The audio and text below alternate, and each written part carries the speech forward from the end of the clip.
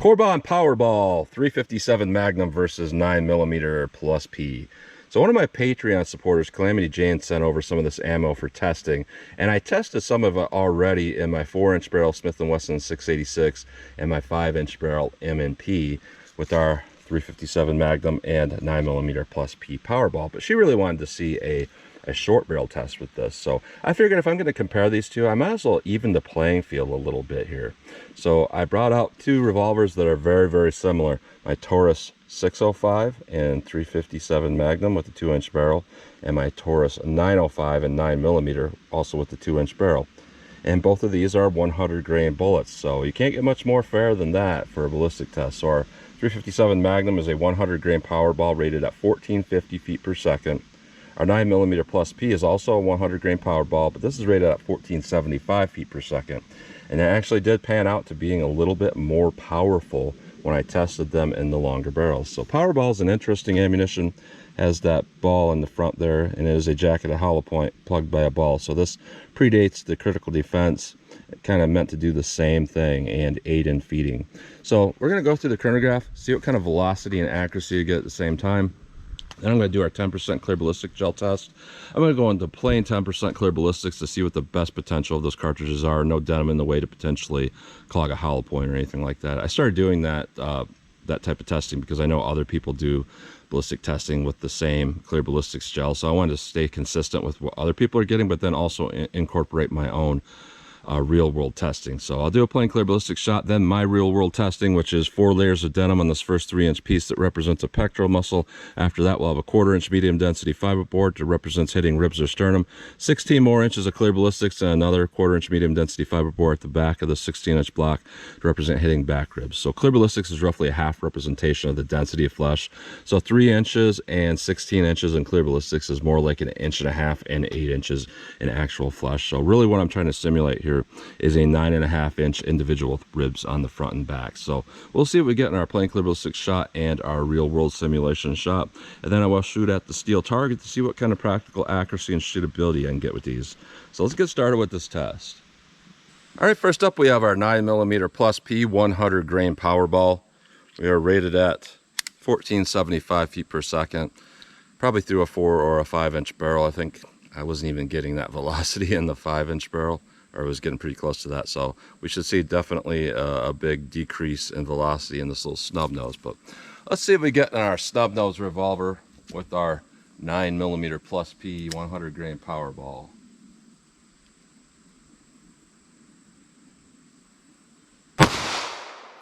$13.64, $12.97,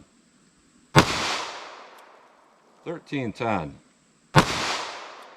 $12.92. I'll read that last one. So yeah, these things are shooting a little bit, you know, not quite point at aim for me. It could just be me today, but you know, kind of a big spread in our velocity there. So right around that 1300 feet per second mark. Now our 357 Magnum, we were right at 1450 feet per second, and in my 4-inch barrel I was getting a lot less than that. So let's see with our 357 Magnum how close we get to about, you know, that 1300 feet per second that the 9mm was giving.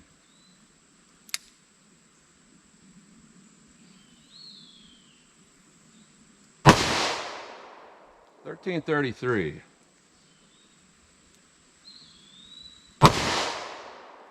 $11.37,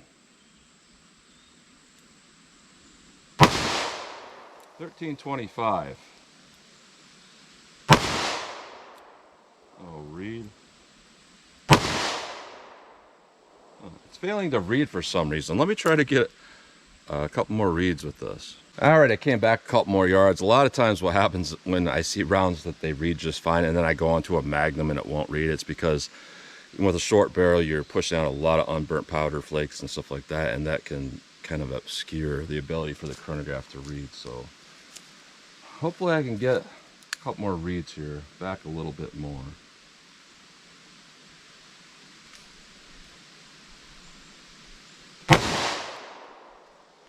$11.68, $13.24,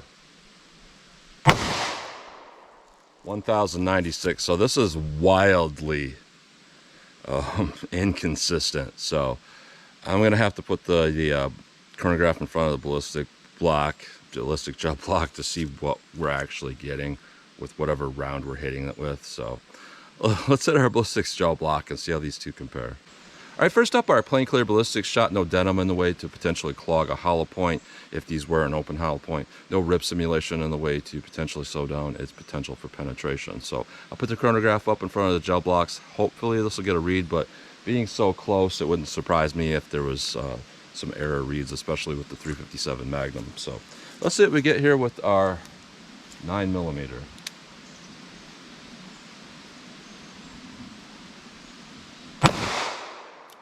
1352 feet per second. Let's hit that with our 357 Magnum.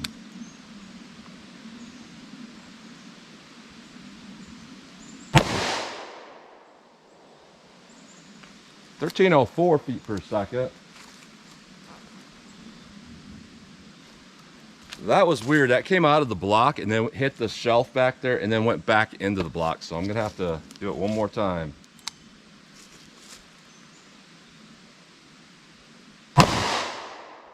1141 feet per second. Let's go take a look.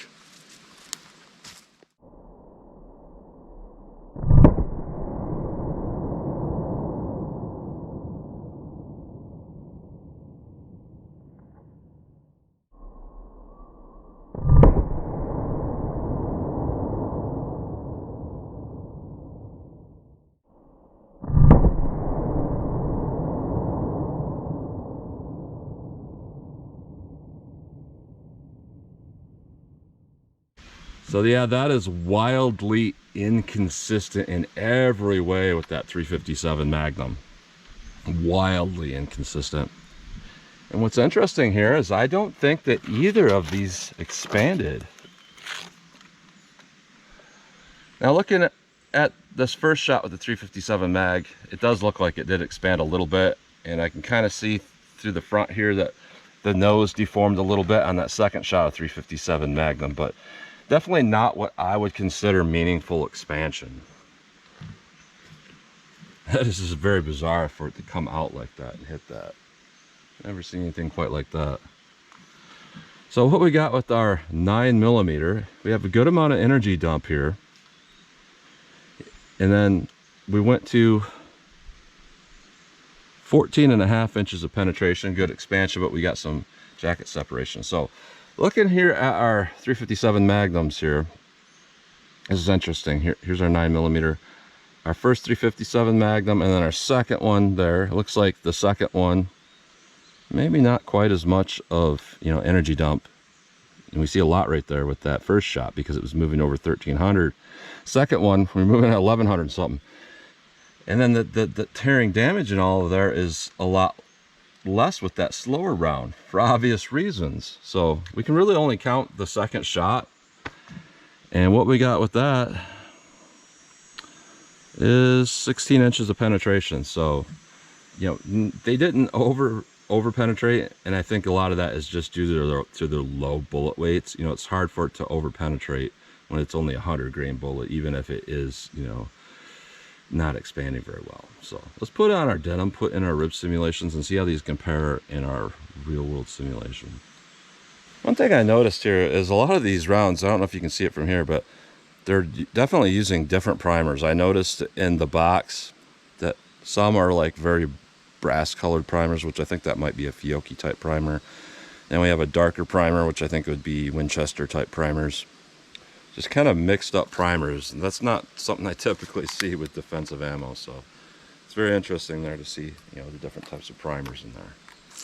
So we'll do our real world simulation. 4 layers of denim followed by 3 inches of clear ballistics to represent hitting a pectoral muscle, followed by a 1/4 inch medium density fiberboard to represent hitting ribs or sternum, 16 more inches of clear ballistics, and another 1/4 inch MDF at the back to represent hitting back ribs. So let's see what we get with our 9mm.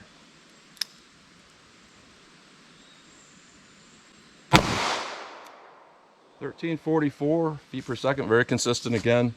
I'm going to set that back up and we'll hit it with our 357 Magnum. All right, 357 Magnum, our real world simulation. Let's see how this does.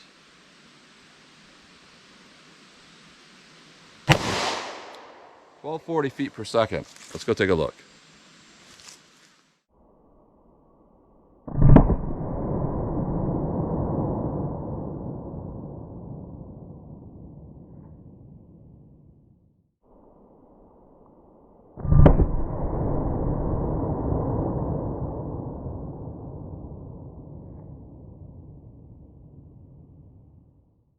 All right, so all I can say is everything I'm seeing is interesting. There's nothing consistent here with either of these, really. Now, when we look at our actual terminal ballistics, I think our 357 Magnum might be a little more consistent, but at the same time, maybe not so much. Very interesting performance here. So somehow I placed these really close. I was aiming here with the 9mm and I was aiming here with the 357, but the points of impact just came together really close for some reason. So with our 9mm, I looked at this before I put it back. It was a perfectly expanded hole going through. Now with the 357 Magnum, it's very clear that that's keyholing through. It's tumbling through. So with our 9mm, this is no surprise that we got jacket separation and very low penetration, just because of the fact that you know, it's a very low bullet weight moving very fast. And we had a lot of energy dump, a lot of damage here. We lost our jacket at about the 8-inch mark, and then our lead core went to about 12 1/4 inches of penetration, so it just barely met that minimum. Now our 357 Magnum, we lost our jacket at about the 4.5-inch mark, and then that core, I don't know if it's expanded, but it's almost exactly the same penetration as through our plain clear ballistic shot, so we're right about, I'd say, 16 1/4 inches of penetration.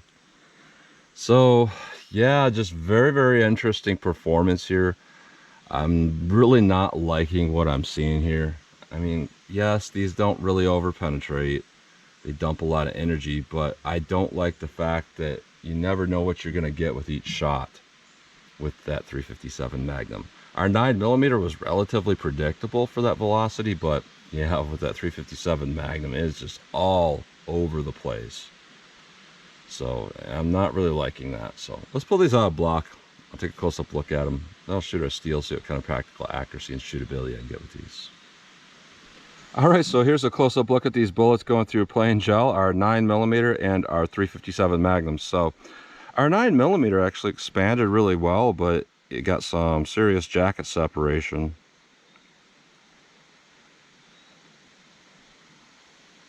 So a very light bullet.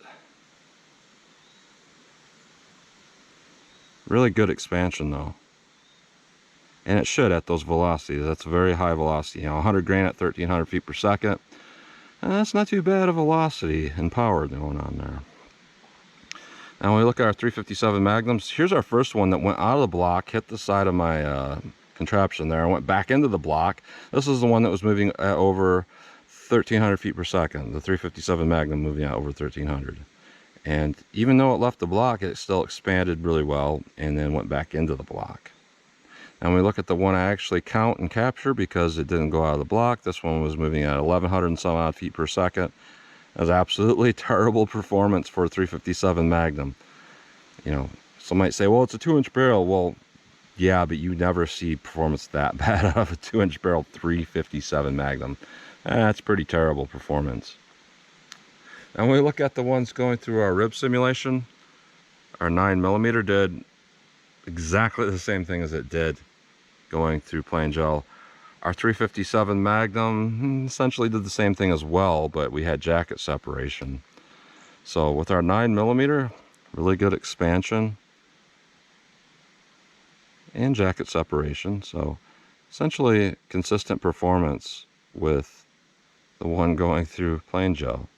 So I like that consistency at least with these. There's not a huge difference there. You know, that fabric and that rib simulation didn't change really anything, except maybe its penetration a little bit.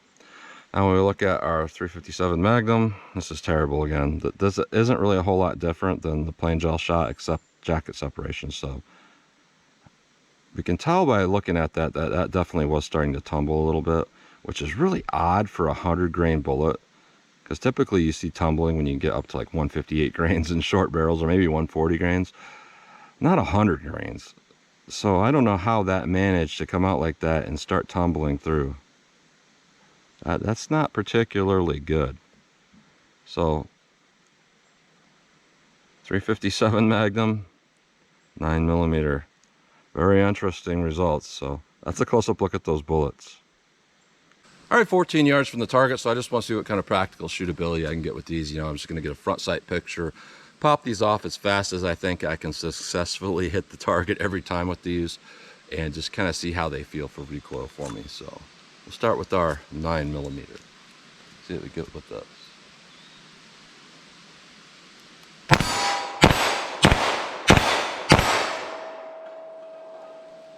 That's interesting. They're not really hitting a very good point of aim for me. So 357 Magnum, let's see what this does.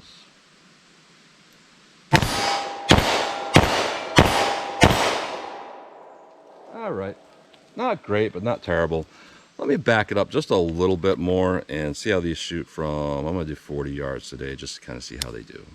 All right, 40 yards from the target. So I just want to see, you know, where the point of impact is with these. You know, weird ammo when it comes to bullet weights that are really odd bullet weights sometimes will shift to really, really odd points of impact at just a little bit of distance like this. So I want to see where these things are going. So 9mm, I'm going to fire at least one single action and kind of see where this goes. I'm going to aim center mass.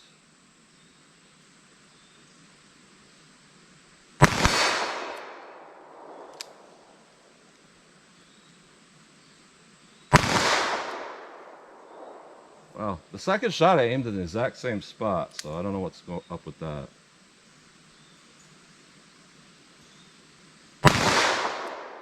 All right, that shot over the target by several feet. That was weird.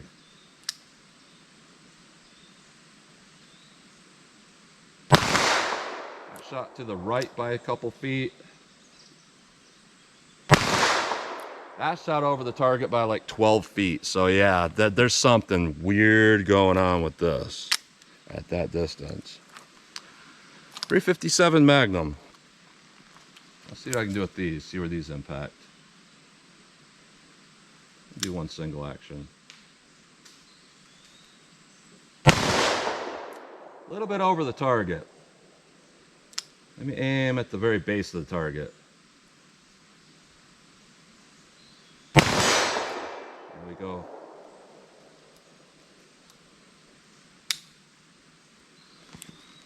Light primer strike. And that was my concern looking at those primers. I'm not sure what those primers are. To be perfectly honest, I don't know what they are. And they could be rifle primers for all I know. And we have a light primer strike, which that's not typical on this revolver. Give it one more shot in single action to hopefully get a harder strike here.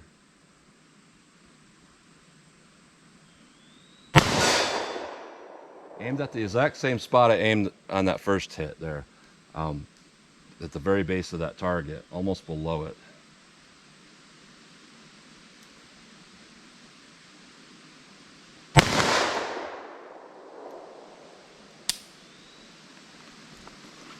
Another hard primer. All right, my bad on that one. I only had 4 rounds in there. It wasn't a bad primer.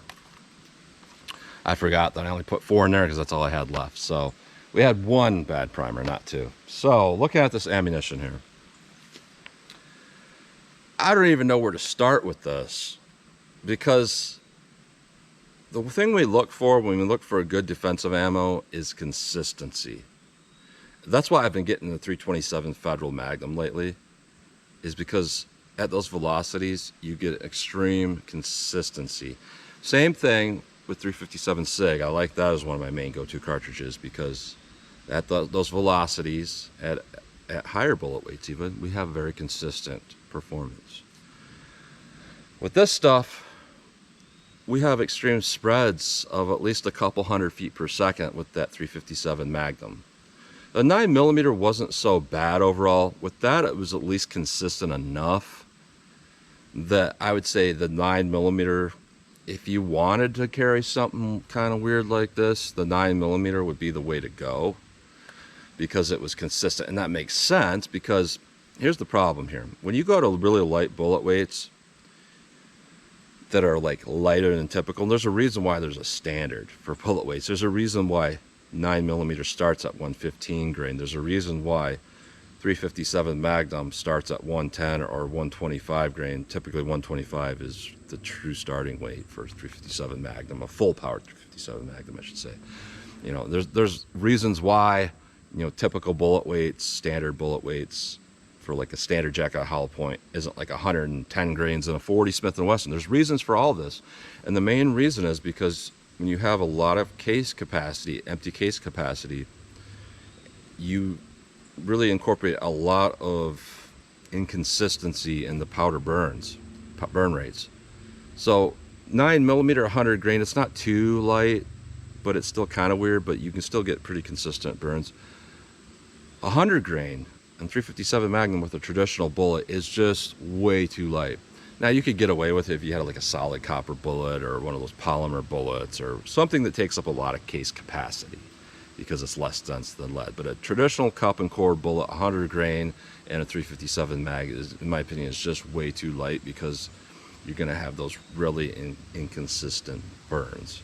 It would probably be better served if this were like a wad cutter type bullet that was kind of like this and set in the case, and then something filling it to make it flat. Something like that would be a better idea than having a 100 grain bullet, because you only got, you know, a little bit of bullet there that's in that case mouth to hold it in place. That can take away some of the consistency of velocity, because if you have any little bit of creep out from firing the previous rounds, that's going to take away from it, and also all that excessive airspace. So in this instance, 9mm beats 357 Magnum because just of basic reasons here. So looking at this ammo, I could never in good conscience recommend this stuff, especially the 357 Magnum. And one of my Patreon supporters, you know, she sent this over because she said it was her current ammo because the recoil was low enough that, you know, is controllable. And while it is low enough to be controllable, you know, that inconsistency there, I personally don't like that. I mean, it looks like it did okay in the actual gel test. I'm not going to say if you use this, you'd be in big trouble. I think even at 1100 feet per second, you know, that's going to do a lot of damage, especially at close range. But I would not recommend this stuff, because I can't in good conscience recommend something that's highly inconsistent. I would recommend a 38+P that is a higher end plus P over something like this if you want a little bit less recoil. So interesting test, I'll say that. It was very interesting to see the type of results we got here. So again, thank you to Calamity Jane for sending this ammo over for testing. It was something, you know, you don't know until you test it, and now we know. And, you know, you just make the lists of stuff that works versus the stuff that doesn't work. I personally am going to put this on the list of stuff that doesn't work. It was fun, but I consider it a failure in the 357 Magnum.